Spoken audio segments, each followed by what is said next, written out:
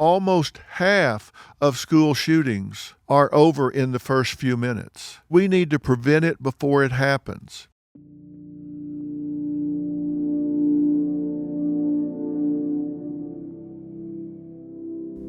"19 students and 2 dedicated teachers." Today we're here doing yet another show on a senseless mass shooting in America. This one at an elementary school in Uvalde, Texas. 2 teachers and 19 children are dead. They left for school in the morning and are never coming home. In the second most deadly school shooting since Sandy Hook. When this happened at Newtown 10 years ago, we called it unthinkable. Now this cold reality has happened again.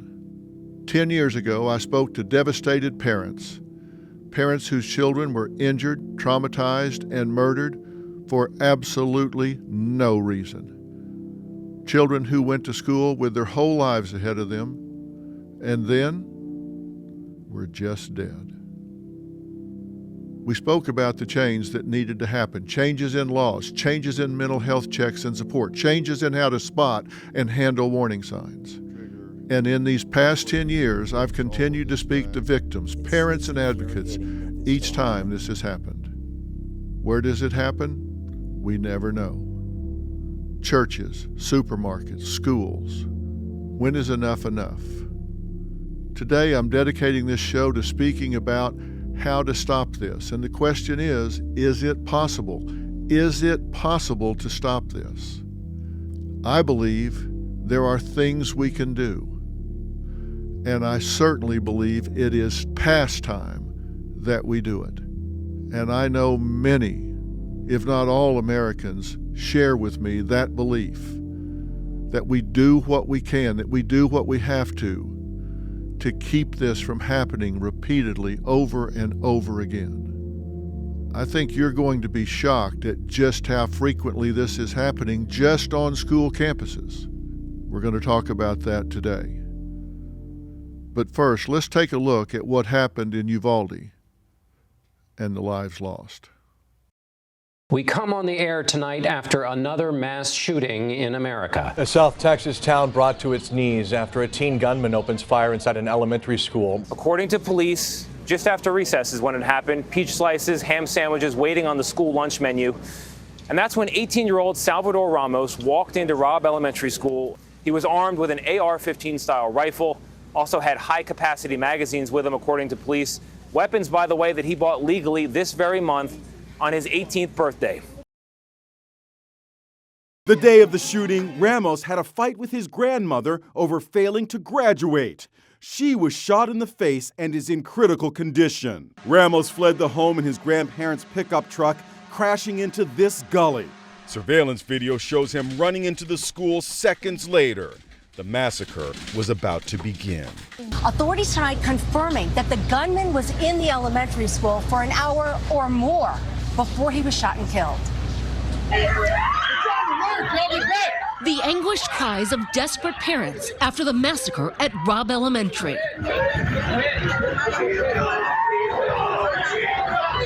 Pleading with police to rescue their children. An elite Border Patrol team moving behind a shield entered the classroom and killed the suspect.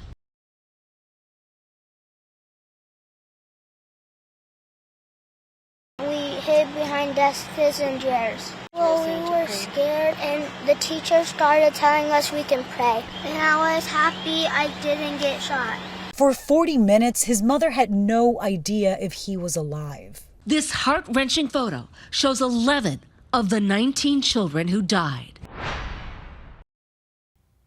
Now, I'm sure you have been saturated with information about what happened in Uvalde, Texas.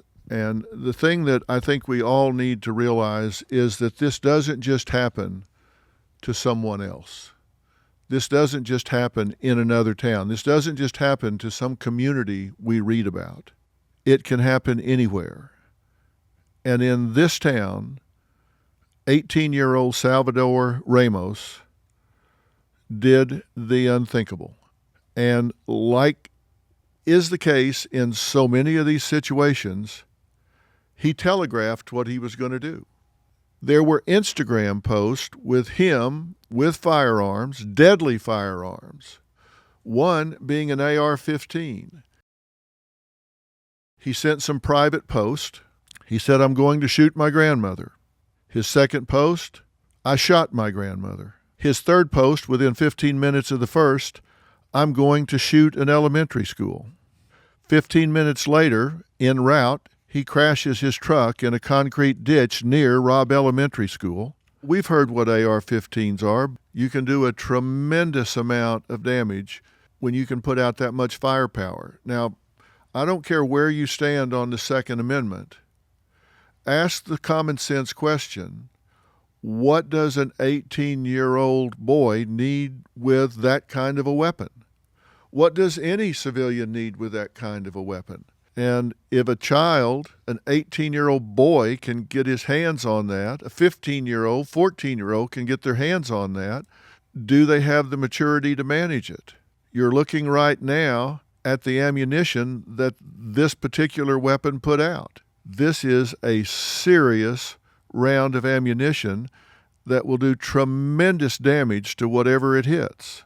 Now, again, I'm not going to go back over all of these tragic details with you, but this young man enters the back door and makes his way down a series of short hallways before he enters a classroom where he opens fire with this rapid fire weapon, is what we now believe, and kills 19 students and 2 teachers.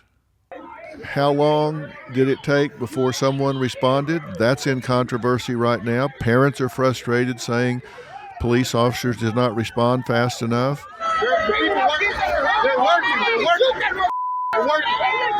Parents were talking about charging the school themselves, trying to get something done because they knew that their children were in there.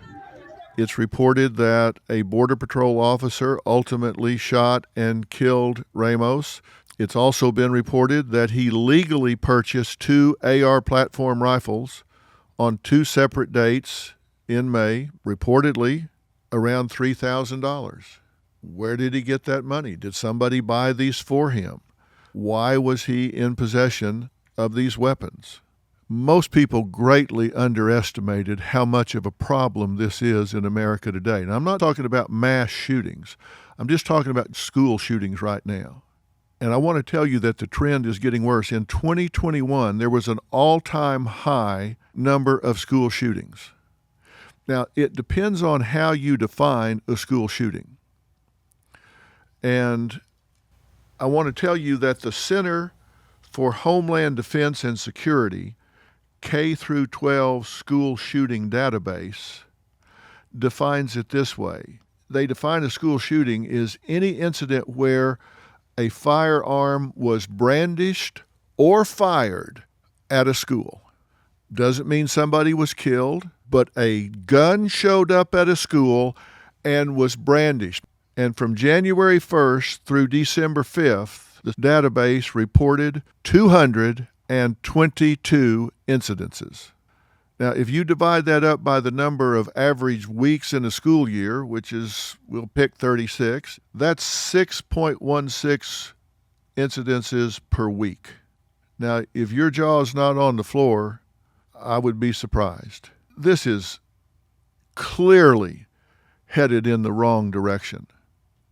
What's it going to take for us to wake up and say we have to do something? More than 311,000 students have experienced gun violence since Columbine occurred. That's according to the Washington Post. This is out of control. Jesse Rodriguez's 10-year-old daughter Annabelle was one of the 21 killed. They let our baby get slaughtered, sacrificed, while their ass is sitting behind a wall. 19 students and 2 teachers at Robb Elementary School should have been starting the first day of their summer break today. Instead, their families are making funeral plans. On the brink of summer vacation, lives in the small town of Uvalde, Texas have changed forever. This is the deadliest school shooting since the Stoneman Douglas High School shooting in Parkland, Florida in 2018. My older son was at Marjorie Stoneman Douglas that day. The fire alarm was pulled, And I had just wandered into a supply closet with a janitor and maybe a couple of peers. I called my son Ryan, and he said, "Dad, where's Alex?" I said, "I don't know." He said, "Dad, don't worry, it's gonna be okay." I said, "Ryan, I don't think it's gonna be okay." Alex wasn't at the hospital. The reason he wasn't at any of the hospitals is because he was still at that school, shot and bleeding and dying. On Valentine's Day in 2018, a lone gunman, a former student, walked into Marjorie Stoneman Douglas High School in Parkland, Florida, and opened fire, killing 17 people and wounding 17 others. It happened on the eve of the 19th anniversary of Columbine, one of the deadliest school shootings in history, where 12 students and 1 teacher were killed by 2 gunmen. When that happened, we actually brought some of the Columbine survivors to talk to some of those who survived Parkland.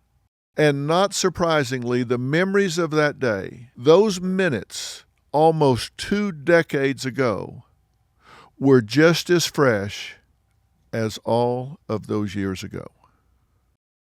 When these school shootings happen now, it's been 19 years, what effect, if any, does this have on the two of you? It affects me terribly. I'm now a mother of 2, and I send them into this environment that I feel isn't safe. It's a struggle every day to send them off to school. Especially when another shooting happens, it brings it all back. It's re-victimizing all over again. You relate to the sounds, the emotions. You're square one again. It You're like right resets my progress. You know, it was tragically foreboding to have these former Columbine students talk to the Florida students. You know, Katie related that she had struggled with alcohol and drugs during this time, and that it was self-medication. And she said, that's something that I overcame on my own, and once I had my son, I couldn't handle my own grief and my own struggles, let alone try to deal with raising a small human being. I asked her about guilt. You said you felt a lot of guilt since then. Tell me why. Survivor's guilt is the sort of thing I didn't anticipate, where you don't feel worthy. It's like, why did I make it? What was my purpose? Why was it them and not me? And she talked about the fact that she ran past her best friend who survived, but she said, I ran right past her. And she said, when it came down to it, the instinct was to save myself, and I was raised to help other people. But when you get down to it, that's not what was happening. So I had tremendous survivor's guilt for years, including a coach that she looked up to a lot who died saving her life and that of many others. Now, why am I pointing this out now? And it was so moving to see these survivors separated by 20 years is, you know, in America, we tend to read these headlines and we genuinely care about these people. We genuinely want to see it stopped. We genuinely want to see it changed. But as time goes on and we're absorbed into our own lives, it gets pushed off center stage. But this doesn't end when the cameras go away. It doesn't end when the headlines change.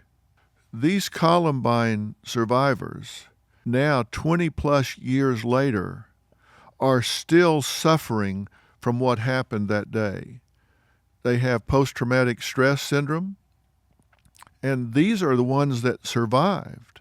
Think about the families who sent their children to school that morning and they didn't come back home alive. Think about what they have to deal with every time they turn on the television. They open up their computer and they see that nothing has changed. In fact, it's getting worse. They think, well, you know, if my child died and it was a catalyst for change, then at least there's some meaning to the loss. But was there meaning to the loss? If it's gotten worse, if it's doubled, if it's gone up 98% since 2017, then you say, I lost my loved one, or I went through this and survived, and nothing has changed. In fact, it's gotten worse. They died in vain. Their life meant nothing. My 20 years of suffering meant nothing. What does it take to get people's attention? What does it take for us to say we have to do something different? We have to figure out what's causing this to happen. Threats, just threats in the first month of the school year have gone up. September of 21, they identified 151 threats compared to a 3-year average of 29. What is going on? This has to be analyzed. It has to be thought about. And actual shootings doubled from the previous year at 55, up from 24. We need to not be thinking about, hey, how can we keep doing the same thing? We need to be thinking about how can we do something different. So the question is always, well, all right, let's identify the profile. Who's doing this shooting? Sadly, I can tell you there is no profile, and we don't have the psychological tools to identify who's going to be a shooter. But there are some commonalities. There are some indicators, and I'm going to share with you what some of those are. These are often current or former students of the school they go to shoot up. That's not always the case, and they are often in some type of mental, emotional, or social crisis. And being bullied was common. Now, do they go back and shoot the bully? Occasionally, but typically that's not the case. Shooters go and aggress not against their transgressors, but against surrogates. They go shoot against somebody that's just a stand-in. They just go shoot somebody that is available, somebody that they aren't threatened by. These are people that have experienced observable, now I want to emphasize observable, mental health symptoms in 3 main categories: psychological, behavioral, and neurological. I'm emphasizing observable because people notice that they're behaving unusually. About half of them have received 1 or more mental health services, so they've come to the attention of mental health providers. So they're not completely in the dark and about these people. They are on somebody's radar. Most typically, it's depression or suicidal ideation. Some have anxiety. A much smaller percentage than you would think present with anger. They're depressed. They've been shunned by society. They've been through some type of rejection experience. And our number one need is acceptance. Our number one fear is rejection. And they've had some trauma in that regard. And they very frequently have negative home life factors such as divorce, drug use, someone in the family, a mother or father, have criminal charges, and domestic violence is common. So they exhibit these concerning behaviors, and that contradicts the myth that, oh, it's the nicest guy, it's the last person I would have ever thought of. That's not true. And here's a very troubling element. They're often the product of the contagion effect. Now, what do I mean by that? They're inspired by other school shooters. I say that's particularly troubling because when you see what has happened in Uvalde, that predicts that it's very likely that there's going to be a repeat of this in the near future.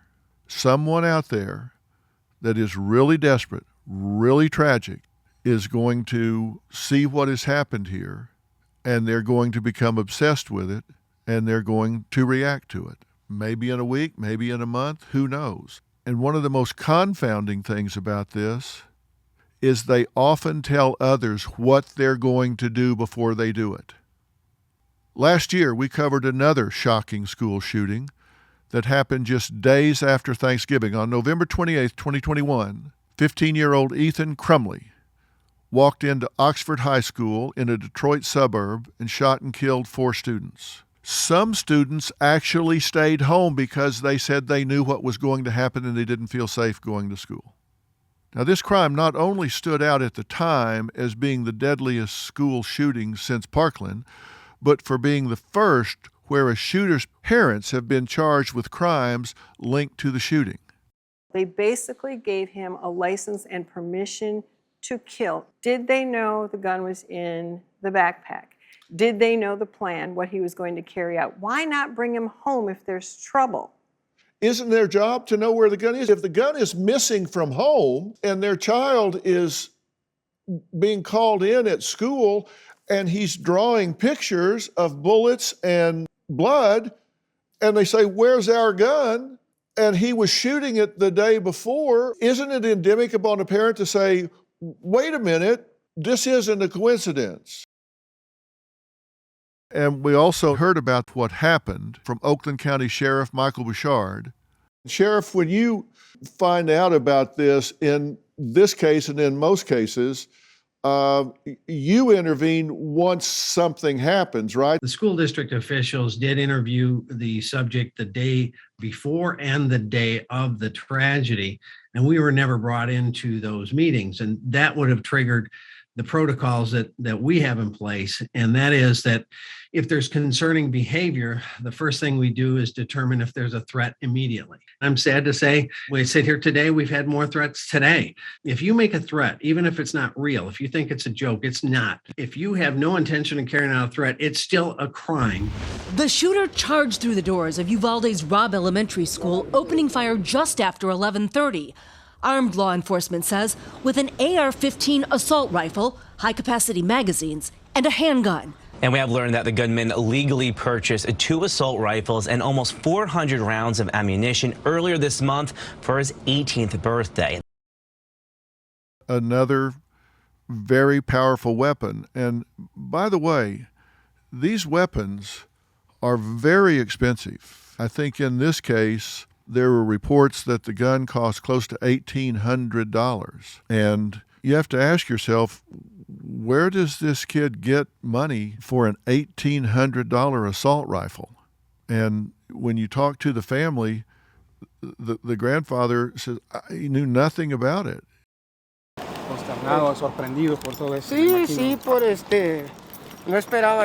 Could you give us any insight into his Not state really. of mind? When's the last time you spoke to him? I speak to him daily. Yeah. You know he had guns in the house? No? I didn't know. I get up at 5 o'clock, leave, come back.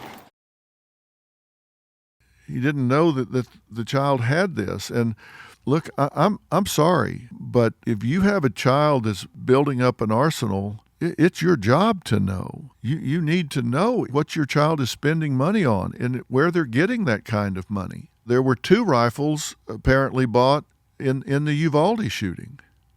And we don't want to focus on just statistics and firearms and weapons and forget what's on the other end of that rifle. What's on the other end of this tragedy? It may just seem like, firearms and guns and violence. But let's not forget the humanity. Some of the children, and we are talking children here, 9, 10-year-old children in Uvalde.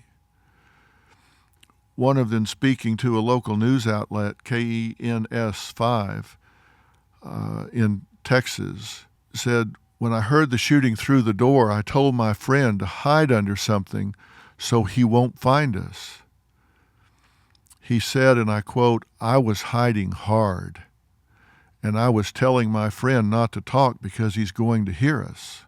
The boy shared heartbreaking details about what happened in that room. He said, and I quote, "When the cops came, the cop said, 'Yell if you need help.' And one of the persons in my class said, 'Help!'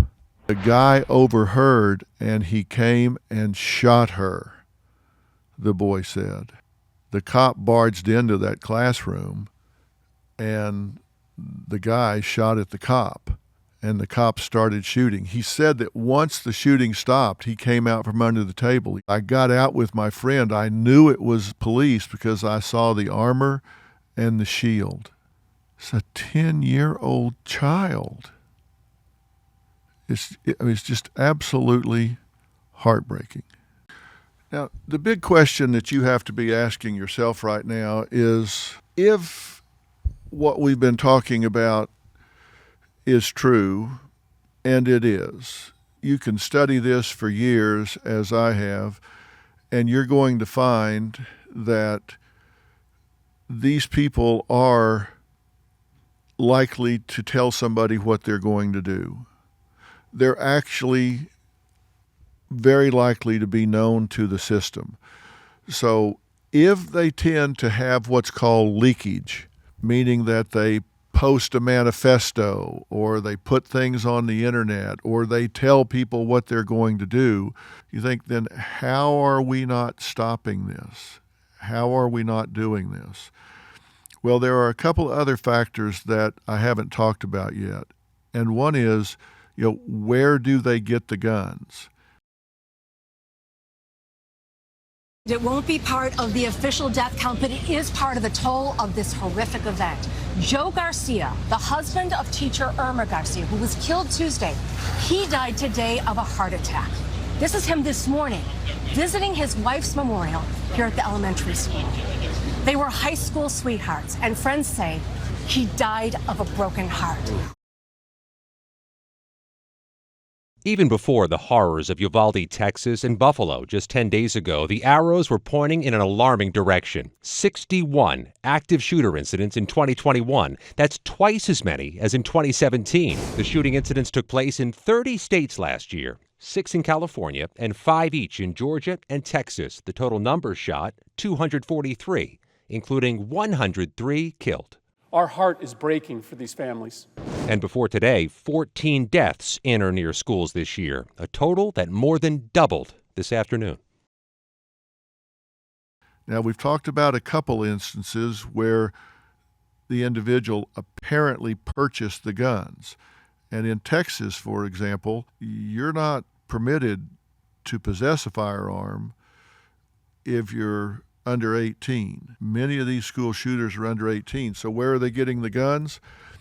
Research tells us they get these guns at home. They get these guns when they are not properly secured. So you cannot tell me that these families don't know that they have someone in their family having a problem fitting in, coming into conflict with authority.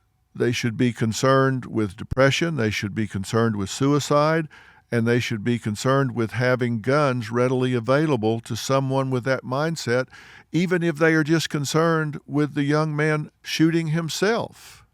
But in so many of these instances, we find that they simply walked into another room of the house and picked up a gun that was readily available.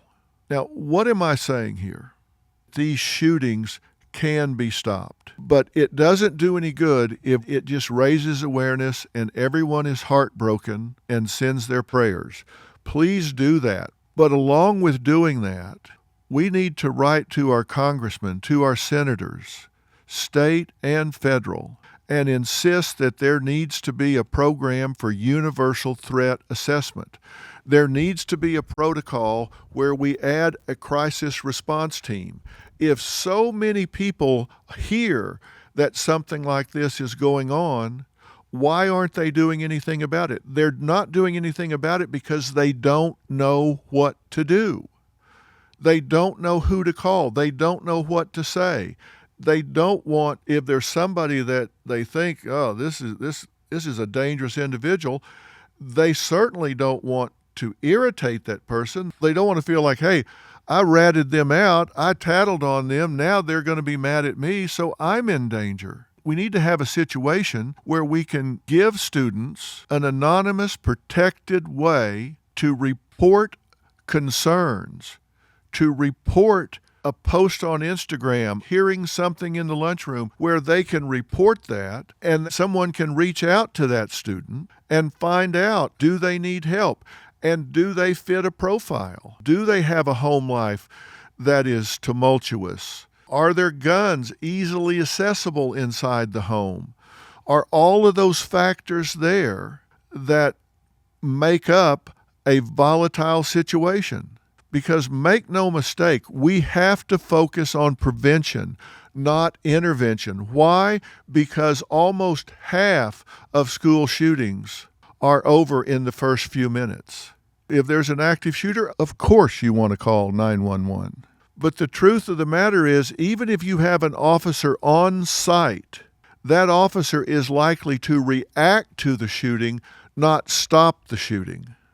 That means we need to prevent it before it happens. If that armed guard is at one end of the hallway and the shooter is at the other end of the hallway, a lot of death can be dealt before even a responsible officer can go into action. You can see 44% of attacks are 1 minute or less, another 24% are 1 to 2 minutes. So you've got 68% of attacks are 2 minutes or less. So having a guard on campus, unless they are standing real close to that attacker, they're going to be reacting to what has already happened instead of preventing it from happening. Do I think there should be an officer on campus? Of course there should be someone there, but we need to put at least as much effort in preventing that shooter from ever picking up that weapon. And that means there has to be a system where they are identified by the system, where somebody has a place to go, someone to tell. Colorado has such a program called Safe to Tell. It's a statewide anonymous reporting tool which accepts tips 24/7, and they have had 19,861 tips in the 2018-2019 year. This gives them the opportunity to react before someone picks up a gun and steps on campus. It could be something that we can look at. And if you want to see it, it's at www.safetotell.org. Now, the last thing I want to talk to you about, because I've been asked this a lot, is what do you say to your children? 9-year-old Andrea Herrera used to play every day with her stepbrother, Jose Flores. He would always say, I want to be a cop so I could protect all these other people and all the bad guys. Now, these toys are all she and their little brother Jaden have left. What does that make you think about? I mean, it's just sad because the fact that he wanted to be a cop and he didn't have the chance to be it. In this instance, fortunately, we're coming up to the end of the school year for many school systems, but not everywhere. And whether your child is going to be attending more classes or whether they're not, you've got to think through what to tell your children. And the first thing I want to say to you is, do not assume that your children know about this, because they may not. But if they don't know about this, I'm not sure that I would talk to them about this.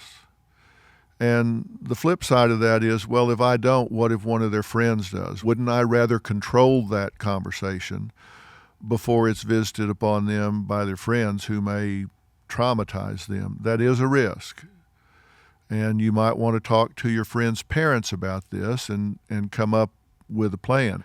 If you make the decision to talk to your child about this, then you want to do it in an age-appropriate way. And that term gets used a lot but never defined. So let me define that. You want to define that based on their questions to you. Ask them what they know.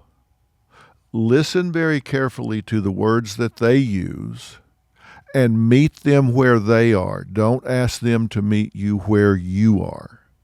If they say, well, I heard something happened at another school and some children were hurt, that's the level you want to discuss this with them at.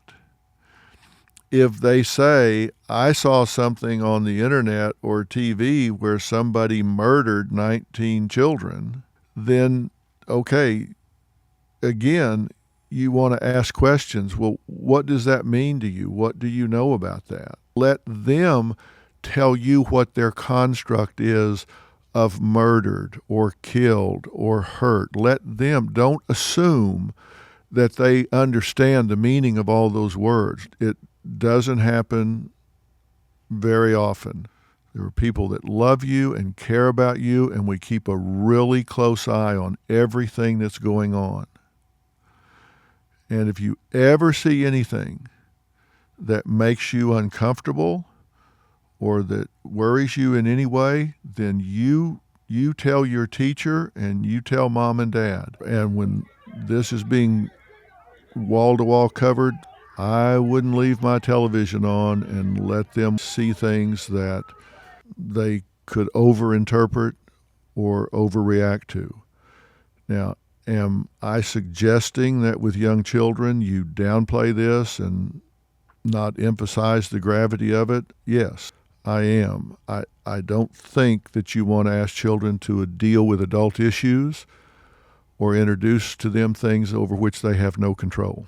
Now, for older children, you want to ask them what their questions are. And again, reassure them that you are in close contact, you're keeping an eye on things, and make sure that's true. Don't go running up to the school with your hair on fire, hysterically demanding to know what the security protocols are, but have an intelligent conversation with your school. Are they adhering to proper protocols? Is there proper security? Make sure that people aren't thinking, oh, this would never happen here. But make sure that you have in mind what you're going to say to your children if you're asked this question.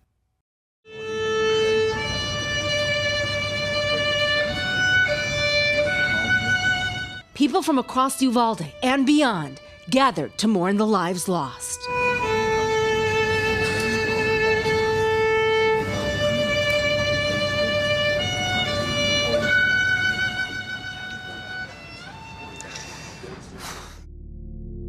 As we say goodbye today, we want to honor the 19 innocent young boys and girls and their 2 brave and loving teachers who all lost their lives in this terrible, senseless tragedy.